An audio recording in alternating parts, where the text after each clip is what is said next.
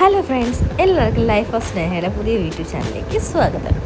അപ്പോൾ ഞാൻ ഈ വീഡിയോ ഇടാൻ പോകുന്നത് ഞങ്ങളുടെ കല്യാണം കഴിഞ്ഞത് മാർച്ച് 3-നാണ്. ഞാൻ ഓൾറെഡി എല്ലാ വീഡിയോസിലും പറഞ്ഞിട്ടുണ്ട്.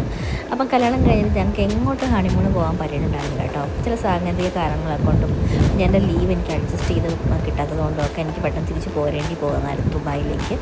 അപ്പം എനിക്കൊരു 10 ദിവസത്തെ ലീവ് കിട്ടിയപ്പോൾ ഞങ്ങൾ എന്നാൽ ഹണിമൂൺ അങ്ങ് പ്ലാൻ ചെയ്യാൻ തുടങ്ങി. അപ്പം ഞങ്ങളുടെ ഫസ്റ്റ് ഓപ്ഷൻ ഉണ്ടായിരുന്നത് തായ്ലാൻഡായിരുന്നു. അപ്പോൾ തായ്ലാൻഡിൽ ഞങ്ങൾ സെലക്ട് ചെയ്തത് ഫുക്കറ്റാട്ടോ.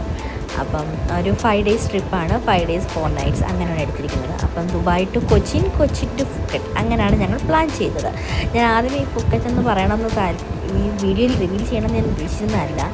പിന്നെ ഞാൻ ഓർത്തു ഓക്കെ കുഴപ്പമില്ല ഇരിക്കട്ടെ, നിങ്ങളോട് പറഞ്ഞത് ഇപ്പം എന്താ പ്രശ്നം അല്ലേ. അങ്ങനെ ഞങ്ങളിപ്പം ദുബായ് എയർപോർട്ടിൽ നിന്ന് കൊച്ചിൻ ഇൻ്റർനാഷണൽ എയർപോർട്ടിലേക്ക് പോയിക്കൊണ്ടിരിക്കുക. വലിയ തിരക്കൊന്നും ഇല്ലായിരുന്നു, എല്ലാം പെട്ടെന്ന് തന്നെ കഴിഞ്ഞു.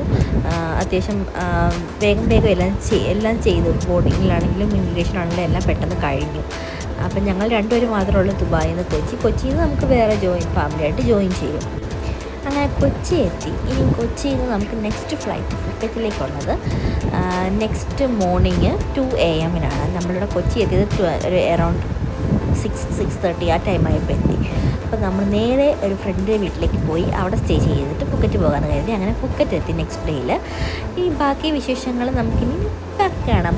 അപ്പം നമ്മൾ അവിടെ ചെല്ലുന്ന സമയത്ത് നമ്മുടെ കൈരളി ട്രെയിൽസ് എന്ന് പറഞ്ഞ ഒരു കമ്പനിയായിട്ടാണ് നമ്മൾ പോയത്. അപ്പോൾ അവിടെ ചെന്നതാണ് നമ്മുടെ ഹെറിറ്റേജ്. അപ്പം ബാക്കിയുള്ളതൊക്കെ അടുത്ത വീഡിയോയിൽ കാണാം.